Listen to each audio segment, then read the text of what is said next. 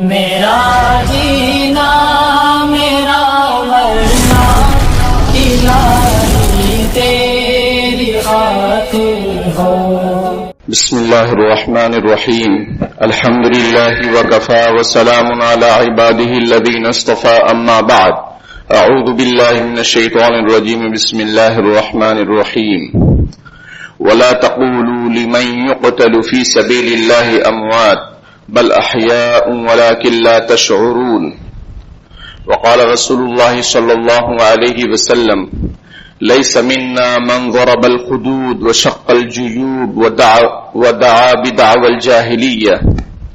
صدق الله العظيم وصدق رسوله النبي الكريم. اللهم صل على سيدنا محمد وعلى آل سيدنا محمد وبارك وسلم. محترم بھائیوں بزرگوں، آج کی تاریخ 9 محرم الحرام کی ہے. آج جمعۃ المبارک ہے. بہت سارے لوگ یہ سوال کرتے ہیں کہ کیا جمعہ کے دن روزہ رکھ سکتے ہیں یا نہیں. ہم نے مناسب سمجھا کہ اس کی وضاحت آپ کے سامنے کر دی جائے تاکہ ہمیشہ کے لیے ٹینشن ختم ہو جائے. مسئلہ یہ ہے، شریعت کا قانون یہ ہے کہ اللہ اور اس کے رسول اپنے ماننے والوں کو دوسروں کی نقل مشابہت سے منع فرماتے ہیں. یہ اسلام کا بہت کھلا ہوا قانون ہے. اس کی بہت ساری مثالیں کہ نبی اکرم صلی اللہ علیہ وسلم نے اپنی امت کی تہذیب کو الگ رکھا، اوروں کی تہذیب اور اپنی امت کو کبھی دوسروں کی تہذیب اپنانے پر نبی اکرم صلی اللہ علیہ وسلم راضی نہیں ہوئے کہ میری امت کسی کی نقل کرے، ان کے جیسا لباس پہنے، ان کے جیسا امامہ پہنے پگڑی، ان کی جیسی مونچھ اور داڑھی رکھے. لباس میں، پوشاک میں، رہن سہن میں، عبادات میں نبی اکرم صلی اللہ علیہ وسلم نے ہمیشہ اپنی امت کو الگ رکھا.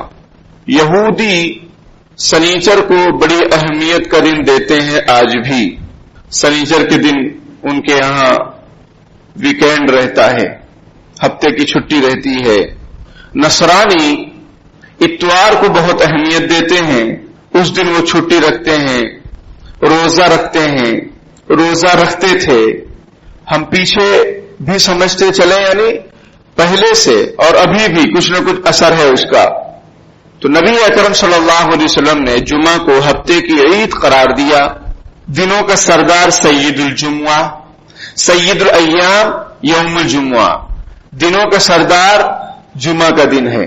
تو کہیں امت مسلمہ بھی غیروں کی طرح جمعہ کو بہت زیادہ اس طور پر اہمیت دینے لگے کہ روزے بھی رکھنے لگ جائے جیسے دوسرے رکھتے ہیں. سنیچر کو، اتوار کو وہ اہمیت دیتے تھے. اب وہ اہمیت دینے کا اپنا الگ الگ طریقہ، کوئی روزہ رکھ کر اہمیت دیتا، کوئی اور طریقے سے چھٹی منا کر اہمیت دیتا، کاروبار بند رکھتا کہ آج تو یہ فلاں دن ہے، فلاں دن ہے. تو کہیں امت مسلمہ کے اندر بھی ان کی کوئی نقل آ جائے، اس لیے شروع اسلام میں یعنی آپ صلی اللہ علیہ وسلم نے شروع میں منع فرمایا کہ کوئی جمعہ کے دن کو خاص نہ کر لے روزے کے لیے. اگر رکھنا ہے جمعہ کے دن روزہ تو ایک دن آگے ایک دن پیچھے رکھ لو. یہ حضور صلی اللہ علیہ وسلم نے ارشاد فرمایا تاکہ ان کی طرح سے کوئی ڈے خاص نہ ہو جائے. آج اگر کوئی روزہ رکھنا چاہے جمعہ کے دن رکھ سکتا ہے بالکل. اب جیسے محرم کا موقع ہے، آج 9ویں تاریخ ہے، کل 10ویں تاریخ ہے، 9-10 یا 10-11 اس طرح شریعت کا حکم ہے کہ بھائی روزہ رکھنا چاہے رکھ سکتے ہیں، مستحب ہے. یہ 3 دن روزہ رکھیں، 9, 10, 11 اور زیادہ افضلیت کی بات ہے. یا اس سے کم درجہ 2 دن کا روزہ، یا اس سے کم درجہ 1 دن کا روزہ.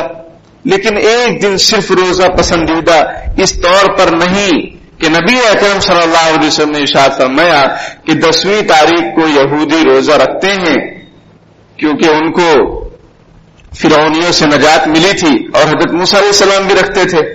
تو حضور علیہ السلام نے ارشاد فرمایا کہ میں اگر آئندہ سال زندہ رہا تو میں 9ویں کا روزہ رکھوں گا تاکہ ان کی مشابہت نہ ہو. سمجھ میں آئی بات؟ تو اس لیے میرے بھائیوں 9-10 کا روزہ ہے، 10-11 کا روزہ ہے. اور اگر کوئی بہت بزی ہے، پریشان حال ہے، روزہ نہیں رکھتا، کوئی حرج کی بات نہیں، یہ تو نوافل کی بات ہے، نفل میں کرو گے تو ثواب ہے، نہیں تو کوئی گناہ کی بات نہیں۔ لیکن کوئی ایک روزہ رکھنا بھی چاہے تو جائز ہے۔ اس چیز کو غلط کیسے کہہ سکتے ہیں جس کو نبی نے کیا ہو؟ آپ صلی اللہ علیہ وسلم نے ایک دن کا روزہ رکھا، عاشورے کا روزہ ہجرت سے پہلے بھی رکھا، ہجرت کے بعد بھی رکھا، بلکہ روایت میں الفاظ ہیں کہ رمضان مبارک کے روزہ فرض ہونے سے پہلے یہ عاشورے کا روزہ فرض تھا، سب کو رکھنا تھا۔ پھر جب رمضان مبارک کے روزے فرض ہوئے تو آپ صلی اللہ علیہ وسلم نے ارشاد فرمایا فمن شاء فلیصم یصم ومن شاء فلیترکہ، جو چاہے روزہ رکھے عاشورے کا، جو چاہے چھوڑ دے، اس کی فرضیت کو ختم فرما دیا۔ تو ایک روزہ رکھنا بھی جائز ہے، لیکن پسندیدہ کیا ہے؟ ایک آگے پیچھے ملا لو۔ تو بہت سارے لوگ یہ خیال کرتے ہیں، سوال کرتے ہیں کہ جمعہ کے دن روزہ رکھنا کیسا ہے؟ تو میرے بھائیوں، جمعہ کو کوئی خاص کر لے کہ یہ بہت فضیلت والا دن ہے، اب میں ہر جمعہ روزہ رکھوں گا، یہ شریعت میں منع ہے۔ باقی اگر کسی کا دل چاہا کہ چلو آج میں روزہ رکھ لیتا ہوں، نفل روزہ اللہ تعالیٰ کے لیے، کوئی حرج کی بات نہیں۔ کسی کا معمول ہے وہ مہینے میں 3 دن روزہ رکھتا ہے، جسے ایام بیز کا روزہ کہا جاتا ہے، آپ صلی اللہ علیہ وسلم رکھا کرتے تھے 13ویں 14ویں 15ویں تاریخ کو۔ اب یہ 13ویں 14ویں 15 تاریخ جمعہ کو پڑ رہی ہے، بالکل رکھیے، کوئی حرج کی بات نہیں۔ کسی کو محرم میں روزہ رکھنا ہے، 2 روزے 3 روزے، اب اس میں بیچ میں جمعہ آ جا رہا ہے، کوئی حرج کی بات نہیں ہے۔ وہ تخصیص خاص کر لینا، بہت زیادہ اپنی طرف سے امپورٹنس دینا کہ نہیں میں تو بس جمعہ کو ہی روزہ رکھوں گا، یہ منع ہے، یہ منع ہے، کیونکہ دوسری قوموں نے دنوں کو خاص کر لیا، ہمارے یہاں خاص نہیں ہے، ہم نے خاص نہیں کیا ہے۔ ہمارے یہاں جمعہ کے دن تو قرآن میں ہے کہ جب جمعہ کی تم نماز پڑھ لو فانتشروا فی الارض، زمین میں پھیل جاؤ، وابتغوا من فضل اللہ، اللہ کے فضل کو تلاش کرو، یعنی رزق کماؤ۔ جمعہ کوئی ہالیڈے نہیں ہے، سمجھ میں آئی بات؟ کہ اس کو بس اب خاص کر لیا جائے، چھٹی کا دن قرار دیا جائے کہ اب اس دن ہم کوئی کام نہیں کریں گے ورنہ بے برکتی ہوگی۔ جیسا کہ لوگ سوال کرتے ہیں کہ 10ویں محرم کو کاروبار کر سکتے ہیں، نہیں کر سکتے؟ ارے بھائی بالکل کر سکتے ہیں، کیا حرج کی بات ہے؟ آپ کو جو آپ کا کام ہے، بزنس ہے، آپ کریں۔ آپ روزہ رکھے، آپ کا دل نہیں ہو رہا ہے، مت کیجئے، شریعت کی طرف سے کوئی پابندی نہیں ہے۔ دین کیا ہے، اسلام کیا ہے، یہ سمجھیے، اور اس کو بہت زیادہ سمجھنے کی ضرورت ہے۔ فَلَا وَرَبِّكَ لَا يُؤْمِنُونَ حَتَّى يُحَكِّمُوكَ فِي مَا شَجَرَ بَيْنَهُمْ ثُمَّ لَا يَجِدُوا فِي أَنفُسِهِمْ حَرَجًا مِّمَّا قَضَيْتَ وَيُسَلِّمُوا تَسْلِيمًا، کہ اللہ تعالیٰ نے قرآن میں ارشاد فرمایا کہ آپ کے رب کی قسم ہے یہ مومن نہیں ہو سکتے۔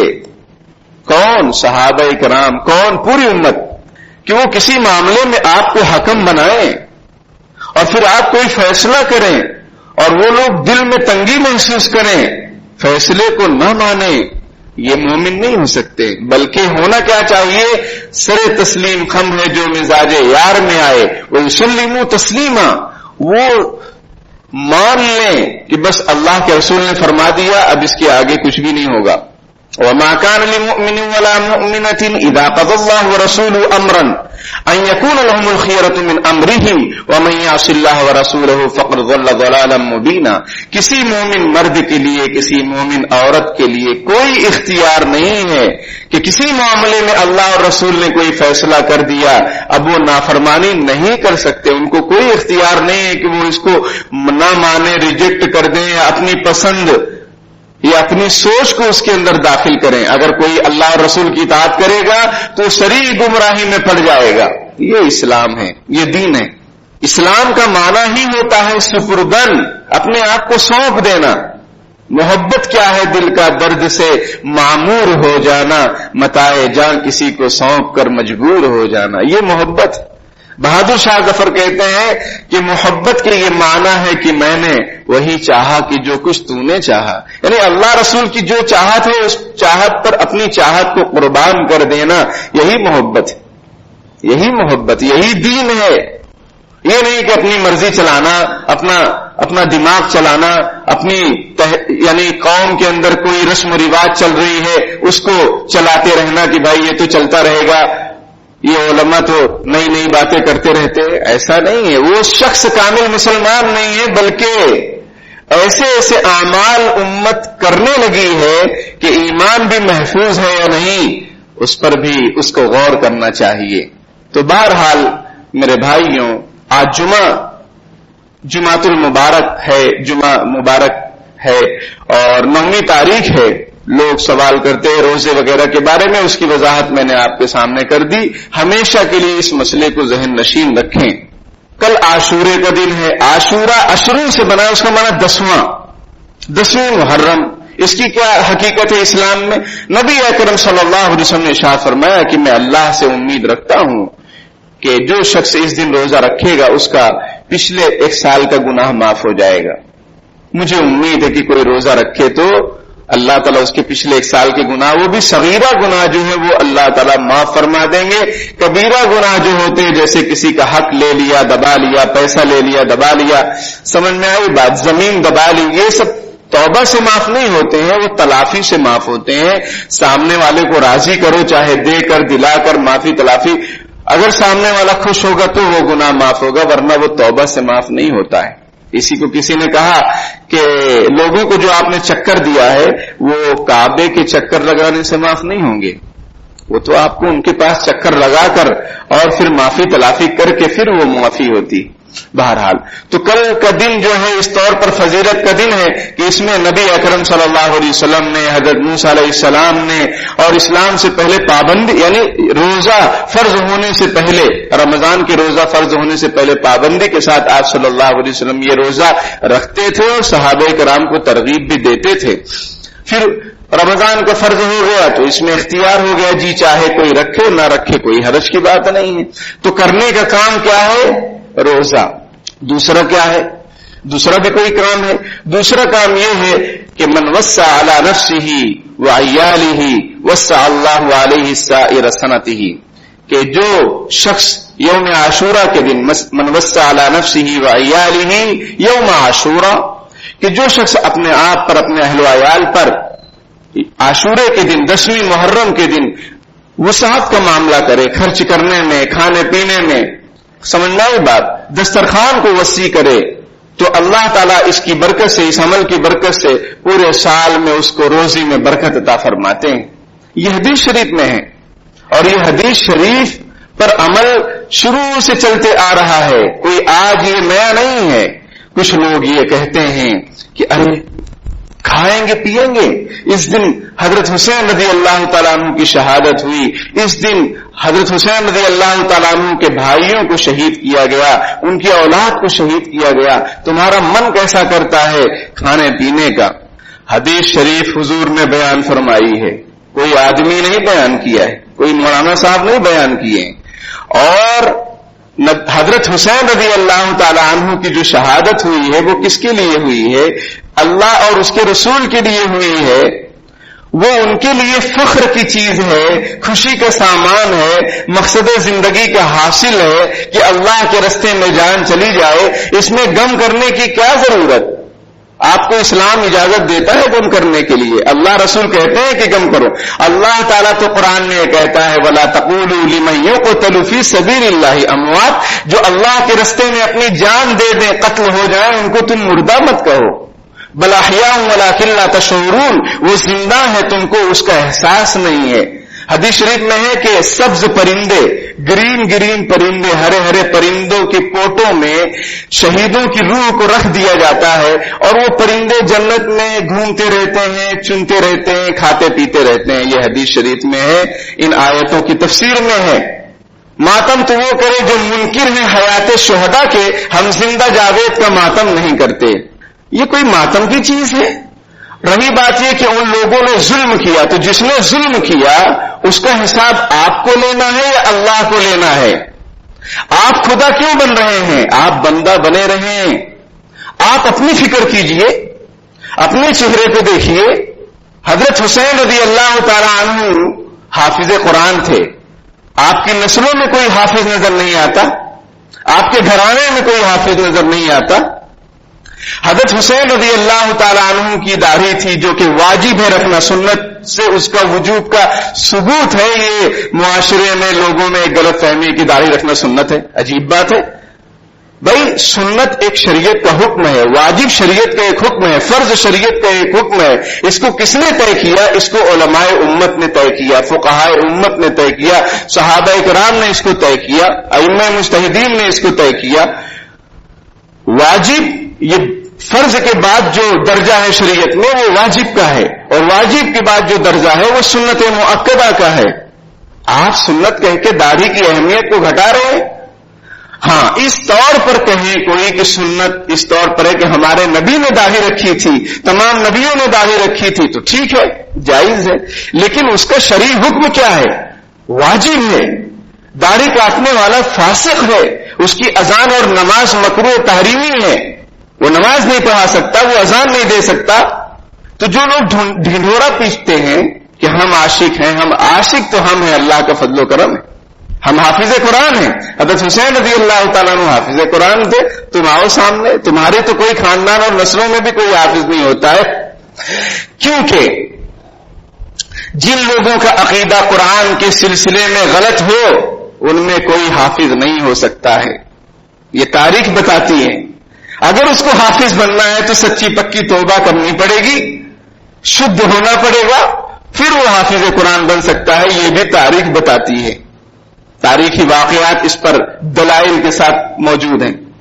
تو میرے بھائیوں، ہم نے دین اسلام کو اپنے حساب سے برتنا شروع کر دیا ہے. اپنے حساب سے دین نہیں چلے گا.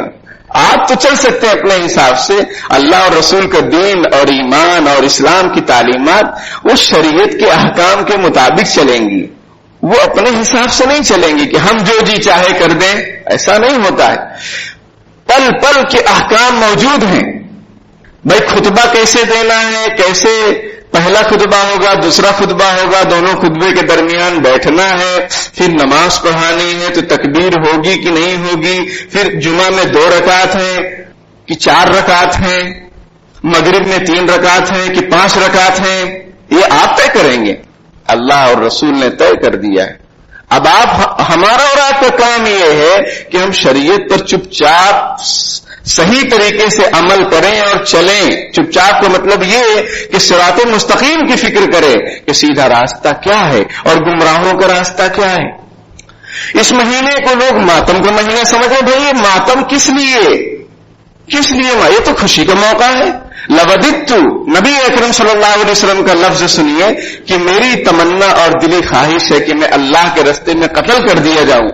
وہ آرزو تمنا کر رہے ہیں. حضرت عمر دعا کر رہے ہیں اللہم ارزقنی شہادۃ فی سبیلک واجعل موتی فی بلد رسولک. اے اللہ مجھے اپنے راستے کی شہادت نصیب فرما دیجئے اور میری موت آپ کے رسول کے شہر میں لکھ دیجئے. تو چنانچہ موت ان کی ہوئی، شہادت بھی ہوئی، اور نبی اکرم صلی اللہ علیہ وسلم کے پڑوس میں بازو میں مدفون بھی ہیں. جو لوگ نبی اکرم صلی اللہ علیہ وسلم کو سلام پیش کرتے ہیں وہ حضرت ابو بکر کو بھی سلام پیش کرتے ہیں روضہ مبارکہ پر، اور حضرت عمر کو بھی سلام پیش کرتے ہیں. کیسی قسمت. اور امت میں کچھ لوگ ایسے ہیں جو حضرت ابو بکر کو برا بھلا کہتے ہیں. ایک فتنہ جو ملک ملت میں تیزی کے ساتھ پھیلتا جا رہا ہے وہ صحابہ کرام کے خلاف زبان درازی ہے. ایسی زبانوں کو کھینچ ڈالنا چاہیے. نہ ہوئی اسلامی حکومت کہ ان پر کوڑے برسائے جاتے جو صحابہ کرام کو برا بھلا کہتے ہیں. حضرت ابو بکر کو گالی دینے کا آپ کو خیال کیسے آ گیا؟ وہ شخص جو صاحب الغار ہے، صاحب المزار ہے، ثانیس نین ہے. آپ سمجھ رہے ہیں مطلب کو؟ جو غار میں ساتھ میں، غار ثور میں، ٹھیک ہے، قبر میں ساتھ میں کسی دشمن کو جو ہے خلیفۃ الرسول بنایا جائے گا. اللہ کا دین اتنا کمزور، اللہ اتنے کمزور، اور رسول اللہ کے بغل میں ان کی قبر. تو یہ معاشرے میں ایک چیز واٹس اپ یونیورسٹی کے ذریعے سے، لوگوں کے ذریعے سے وہ فخر سمجھ رہے ہیں حضرت ابو بکر کو برا بھلا کہنا، حضرت عمر رضی اللہ تعالیٰ عنہ کو برا بھلا کہنا وہ فخریہ سمجھتے ہیں. یاد رکھیے ایمان کا خاتمہ ہو جاتا ہے، ایمان ختم ہو جاتا ہے. اور وہ لوگ جو ان صحابہ کرام کو برا بھلا کہتے ہیں، ان سے کسی قسم کی رشتہ داری رکھنا، ان سے تعلقات رکھنا ناجائز اور حرام ہے، ان کے ایمان کے ٹھکانے نہیں، آپ ان سے رشتہ داری کیسے کرنے؟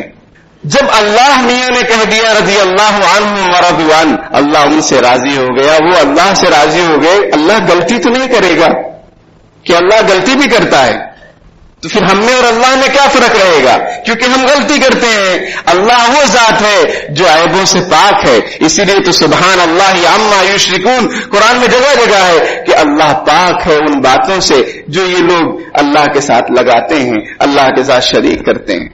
یہ مزاج بنتا جا رہا ہے میرے بھائیوں، آپ کا نہیں ہوگا، آپ اپنی اولاد کی فکر کیجئے، اپنے چھوٹے بچوں کی فکر کیجئے۔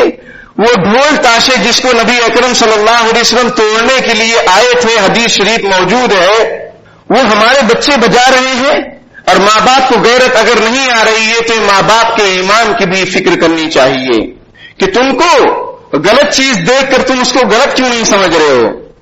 گوبر پر نظر پڑتی ہے تو نظر ہٹا لیتے ہو، گندگی پر نظر پڑتی ہے نظر ہٹا لیتے ہو، تو گناہوں کے کام پر اگر نظر پڑ رہی ہے، وہ بھی اگر اپنے بچے ملوث ہیں تو کیوں نہیں ان کی فکر کی جاتی؟ بچے بھی بچے ہیں، بڑے ہو کر یہی پھر امیر المومنین بنیں گے خرافات کے۔ سمجھ میں آئی بات؟ تو میرے بھائیوں بزرگوں، جو کرنے کا کام ہے وہ کیجیے، مقصد زندگی اللہ تعالیٰ کی بندگی ہے، ہم اپنی مرضی سے یہاں نہیں آئے، اللہ نے چاہا تو آئے، اللہ چاہیں گے تو جائیں گے، اپنی مرضی سے دین نہیں چلتا ہے، نفس اور شیطان آدمی کو گمراہ کر کے رکھ دیتا ہے۔ قرآن میں ہے افرأیت من اتخذ الہہ ہوا، کیا آپ نے اس شخص کو نہیں دیکھا جس نے اپنے نفس کو اپنا معبود بنا کر رکھا ہے؟ ہم غور کریں کہ ہم نے کہیں اپنے نفس کو، اپنے جی کو معبود تو نہیں بنا لیا کہ جو جی میں آ رہا ہے کر رہے ہیں؟ تو میرے بھائیوں، دوسرا کام یہ ہے کہ عاشورے کے دن اپنے گھر والوں پر وسعت کا معاملہ وہ حدیث شریف سے ثابت، کوئی من گھڑت چیز نہیں ہے۔ جو کہتے ہیں حدیث صحیح نہیں ہے وہ صحیح نہیں ہے، ریفرنسز چاہیے، ہم دلائل دیتے ہیں آپ کو۔ مفتی فتویٰ بناتا نہیں ہے، مفتی کا کام فتویٰ بتانا ہوتا ہے، بنانے والے لوگ اور ہیں، ہم آپ کو بتا دیں گے، آپ مانو تو ٹھیک ہے، نہیں مانو کوئی پریشانی کی بات نہیں۔ امام مالک رحمۃ اللہ علیہ نے فرمایا کہ شریعت میں لڑائی جھگڑا، دینی مسئلے میں لڑائی جھگڑا کرنا، اس سے علم کا جو نور دل میں ہوتا ہے وہ ختم ہو جاتا ہے۔ کسی نے کہا حضرت کہیں کوئی غلط کام ہو رہا ہو اور ہمیں مسئلہ معلوم ہو تو ہم کیا کریں؟ حضرت نے فرمایا بتا دو، مانے تو ٹھیک ہے، نہ مانے تو خاموش الگ ہو جاؤ۔ میرا پیغام محبت ہے جہاں تک پہنچے، ہمارا بھی یہی عمل ہے اور یہی ہر عالم کا عمل ہونا چاہیے کہ شریعت سنت کھول کر رکھ دیں امت کے سامنے۔ اب امت کی مرضی ہے، وہ حق لیتے ہیں کہ نہ حق لیتے ہیں، اللہ رسول کے پیچھے چلتے ہیں یا اپنے نفس کے پیچھے چلتے ہیں۔ اسی طریقے سے اس مہینے کو منحوس سمجھنا، ارے منحوس، یہ شہر اللہ المحرم ہے، افضل الصیام بعد رمضان شہر اللہ المحرم۔ نبی اکرم صلی اللہ علیہ وسلم کی مبارک زبان نے یہ الفاظ ادا کیے کہ یہ اللہ کا مہینہ ہے۔ اللہ کے مہینے کو آپ کو کس نے حق دیا کہ آپ اس کو منحوس کہنے لگے؟ آپ ڈریسز چینج کر لیے، آپ کلر جو ہے الگ الگ آپ کی مرضی جو کرنا ہے کرو، دین سے اس کا کوئی تعلق نہیں۔ اور ہمیں اور آپ کو چاہیے کہ ان خرافات سے، رسوم رواج سے، بدعات سے اپنے آپ کو بچائیں۔ اللہ کا شکر ہے کہ بہت سارے لوگ صراط مستقیم پر چلتے ہیں، لیکن ان میں انٹرسٹ کا جذبہ ہوتا ہے کہ ہم دیکھیں تو صحیح کیا ہوتا ہے، کس طریقے سے انجام دیا جاتا ہے کاموں کو، کس طریقے سے ناچ گانے ہوتے ہیں، کس طریقے سے جو ہے ڈھول پیٹے جاتے ہیں، اپنے آپ کو پیٹا جاتا ہے۔ جس سینے میں حضرت ابو بکر اور عمر رضی اللہ تعالیٰ عنہما کا بغض ہو، اس کو پٹتے ہی رہنا چاہیے۔ یہ سب کی تمنا اور آرزو ہے، اس کو پٹتے ہی رہنا چاہیے۔ جس سینے میں حضرت ابو بکر اور عمر کا بغض اور نفرت، وہ اس قابل نہیں ہے کہ وہ آرام سے رہے، اس کو پٹتے رہنا چاہیے۔ بہرحال نبی اکرم صلی اللہ علیہ وسلم نے ارشاد فرمایا، لانا رسول اللہ صلی اللہ علیہ وسلم النائحۃ والمستمعۃ، نبی اکرم صلی اللہ علیہ وسلم نے لعنت فرمائی ہے نوحہ کرنے والی عورت پر اور اس کو سننے والی عورت پر۔ ہمارا مزاج کیا ہے؟ ہمارا مزاج نیوٹرل قسم کا ہے کہ ہم ہر طرف رہتے ہیں، جہاں اپنا فائدہ ہوگا اس طرف رہیں گے، جہاں ذرا مزاج کے خلاف ہوا اس سے ہٹ جائیں گے۔ جو مولانا اچھا مسئلہ بتاتا ہے اپنے مطابق، حلوہ سناتا ہے اور حلوہ کھلاتا ہے، وہ مولانا اچھا ہے۔ اور جو عالم شریعت اور سنت اور اس کے حقائق کو بتلاتا ہے، کہتے ہیں یہ بس ایسے ہی ہے۔ اب سنیے، جب اس طرح کی خرافات ہوتی ہیں، ڈھول تاشے بجائے جاتے ہیں، سینوں کو پیٹا جاتا ہے، اپنے آپ کو پیٹا جاتا ہے، تو ہمارے لوگ، ہم لوگ، ہمارے بچے، ہماری بچیاں، ہماری عورتیں وہ چھتوں پر نکل کر، راستوں پر بیٹھ کر منظر نامے کا لطف اٹھاتے ہیں، بالکل ناجائز اور حرام ہے۔ یہ روایت میں نے ابھی بیان فرمائی، پھر سے سنو، اچھے سے سنو، خود بھی عمل کرو، اور اپنی اولاد، اگر آپ کی اولاد ہے تو ان پر نظر رکھو، اور کہیں سے خرید کر لائے ہو تو کوئی مسئلہ نہیں۔ لعن رسول اللہ صلی اللہ علیہ وسلم النائحۃ والمستمعۃ، نبی اکرم صلی اللہ علیہ وسلم نے لعنت فرمائی ہے۔ لعنت کا کیا مطلب ہوتا ہے؟ کہ اللہ کی رحمت سے وہ دور ہو جائیں جو ایسا کام کرے۔ کون سا کام؟ نوحہ کرنا۔ نوحہ مطلب رونا پیٹنا، بہت زیادہ غم کا اظہار کرنا۔ حضرت شیخ عبد القادر جیلانی رحمت اللہ علیہ فرماتے، ان کی قبروں پر اللہ تعالیٰ کروڑوں اور رحمت نازل فرماتے ہیں کہ اگر غم اور سوگ منانے کا موقع اگر اسلام میں ہوتا تو نبی اکرم صلی اللہ علیہ وسلم کے انتقال کے موقع پر ہوتا۔ آپ سے بڑھ کر کون ہے؟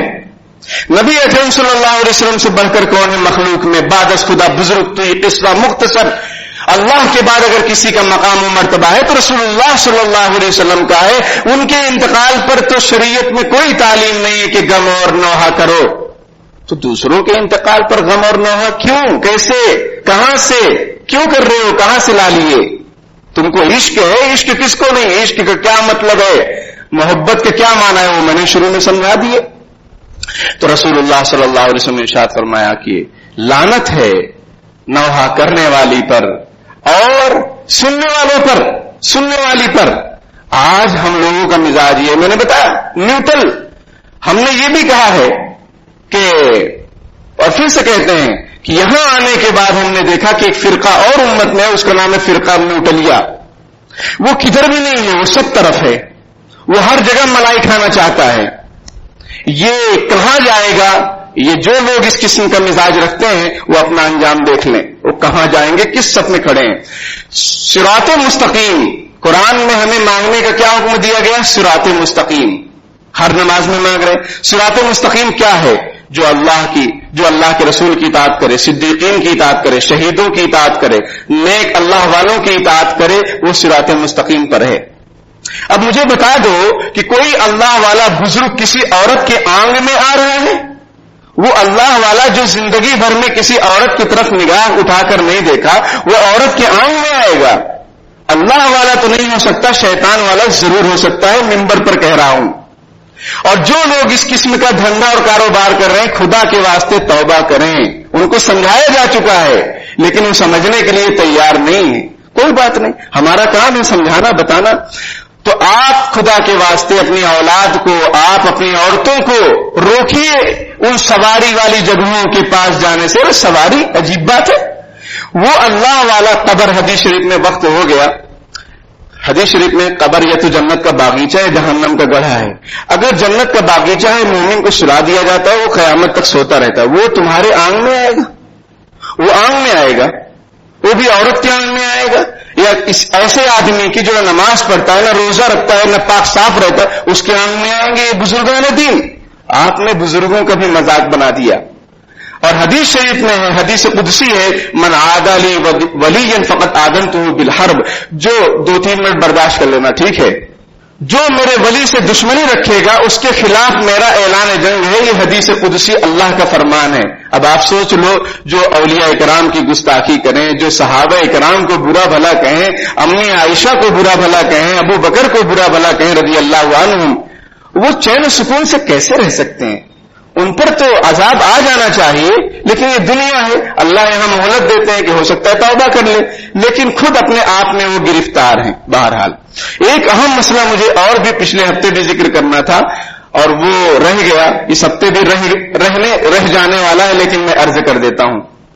میرے بھائیوں، جن لوگوں نے حج کیا اللہ پاک ان کے حج کو مبارک فرمائے، قبول فرمائے، بار بار وہاں کی مقبول حاضری نصیب فرمائے۔ خدا کے واسطے اپنے اجر و ثواب کو دکھلاوے میں ضائع مت کیجیے۔ آپ کہیں گے کہ آپ ہم پر الزام لگاتے ہیں، ہم دکھلاوا کہاں کر رہے ہیں؟ ہم کس کو کہہ رہے ہیں کہ جو ہے ہم حج کر کے آئے، ہم کہاں ڈھنڈورا پیٹ رہے ہیں؟ آپ حاجی خانہ کیوں کر رہے ہیں؟ یہ حاجی خانہ رسم بن گئی، یہ رسم بن گئی اچھی طریقے سے مضبوطی کے ساتھ، 3 من 4 من تک لیول پہنچ رہا ہے اس کا۔ آنے والے سالوں میں من بڑھتا ہی جائے گا، یہ من کبھی بھرتا نہیں، ایک مٹی قبر کی یہ من کو بھرے گی۔ سمجھ میں آئی بات؟ خدا کے واسطے حاجی خانہ جائز نہیں ہے، نہ اس میں شرکت جائز ہے، نہ کھلانا جائز ہے۔ ہاں آپ حج کر کے آئے، کوئی ملنے آیا آپ سے، کھانے کا وقت ہو گیا، کھلا دو، لیکن کارڈ، سمجھ میں آئی بات؟ کارڈ نہیں، کارڈ بانٹے جا رہے ہیں، واٹس ایپ پر دعوتیں دی جا رہی ہیں، بڑے بڑے لون بک کیے جا رہے ہیں، اور حاجی خانہ ہو رہا ہے۔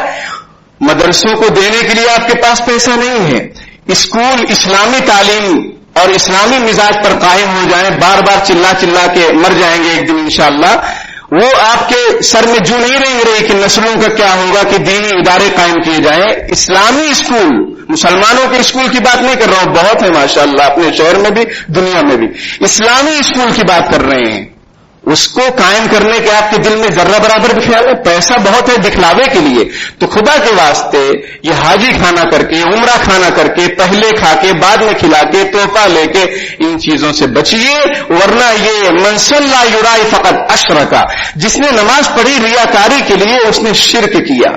یہ حکم ہر جگہ لاگو ہوگا۔ اللہ پاک کہنے سننے سے زیادہ عمل کی توفیق عطا فرمائے، آمین۔ وآخر دعوانا الحمدللہ رب العالمین۔ بسم اللہ الرحمن الرحیم، اللہم صلی علی سیدنا محمد وعلی آل سیدنا مولانا محمد وبارک وسلم۔ ربنا آتنا فی الدنیا حسنۃ وفی الآخرۃ حسنۃ وقنا عذاب النار، رب ارحمہما کما ربیانی صغیرا، ربنا هب لنا من ازواجنا وذریاتنا قرۃ اعین واجعلنا للمتقین اماما۔ پیارے اللہ، ہم ظاہر میں آپ کے بندے، حقیقت میں نہایت گندے ہیں۔ پیارے اللہ، ہمارے دلوں کی گندگی کو دور فرما دیجئے، ہمیں بندگی کا سلیقہ عطا فرما دیجئے، شرمندگی والے کاموں سے ہماری حفاظت فرما دیجئے۔ پیارے اللہ، برے دن سے، بری رات سے، بری بات سے، برے انجام سے، برے مقام سے ہماری حفاظت فرما دیجئے۔ پیارے اللہ، خاتمہ بالخیر فرما دیجئے، کلمے والی موت نصیب فرما دیجئے۔ پیارے اللہ، شریعت و سنت کے مطابق زندگی گزارنے والا بنا دیجئے۔ بدعات و خرافات، رسوم و رواج، طرح طرح کی خرافات سے ہماری اور پوری امت مسلمہ کی حفاظت فرما لیجئے۔ پیارے اللہ، یہ عظیم الشان بابرکت مہینہ ہے، اس کی قدردانی کی توفیق عطا فرما دیجئے، اس میں نوافل کا اہتمام کرنے کی توفیق عطا فرما دیجئے، نوافل روزوں، نوافل نمازوں کا کثرت سے اہتمام کرنے کی توفیق عطا فرما دیجئے۔ پیارے اللہ، ہمیں اپنی زندگانی کی قدردانی کی توفیق عطا فرما دیجئے۔ پیارے اللہ، جن لوگوں نے دین اسلام کے لیے جو بھی قربانیاں دی ہیں پہلے، پیارے اللہ ان سب کی قربانیوں کو قبول فرما لیجئے۔ پیارے اللہ، ہمیں اور ہماری نسلوں کو بھی دین اسلام کی سربلندی کے لیے قبول فرما لیجئے۔ پیارے اللہ، غفلت سے ہماری حفاظت فرما لیجئے، گمراہی سے ہماری حفاظت فرما لیجئے، ہدایت کے مل جانے کے بعد ضلالت اور گمراہی سے ہماری حفاظت فرما لیجئے، ایمان مل جانے کے بعد کفر، شرک اور کفریہ شرکیہ کاموں سے ہماری اور پوری امت مسلمہ کی حفاظت فرما لیجئے۔ پیارے اللہ، صراط مستقیم پر چلنے کی توفیق عطا فرما دیجئے، غیر المغضوب علیہم ولا الضالین سے ہماری حفاظت فرما لیجئے۔ پیارے اللہ، جو بیمار ہیں ان کو شفاء کاملہ عاجلہ مستمرہ دائما نصیب فرما دیجئے، جو دنیا سے جا چکے ہیں پیارے اللہ آپ کے بندے اور بندیاں، ان سب کی مغفرت فرما دیجئے، ان کے درجات کو بلند فرما دیجئے۔ پیارے اللہ، ہمارے ماں باپ کی عمروں میں برکت عطا فرما دیجئے۔ پیارے اللہ، جو ناجائز قید و بند میں پکڑے ہوئے جکڑے ہوئے باعزت انہیں رہائی نصیب فرما دیجئے، رحمت والی بارش برسا دیجئے، سیلاب سے، طوفان سے پیارے اللہ ہماری پوری امت اسلامیہ کی، پوری انسانیت کی حفاظت فرما لیجئے۔ پیارے اللہ، جو پریشان حال ہیں ان کی پریشانیوں کو دور فرما دیجئے۔ پیارے اللہ، ہمیں ایسا بنا دیجئے کہ ہم آپ کو پسند آ جائیں۔ جزا اللہ عنا محمدا صلی اللہ علیہ وسلم ما هو اہل برحمتک یا ارحم الراحمین۔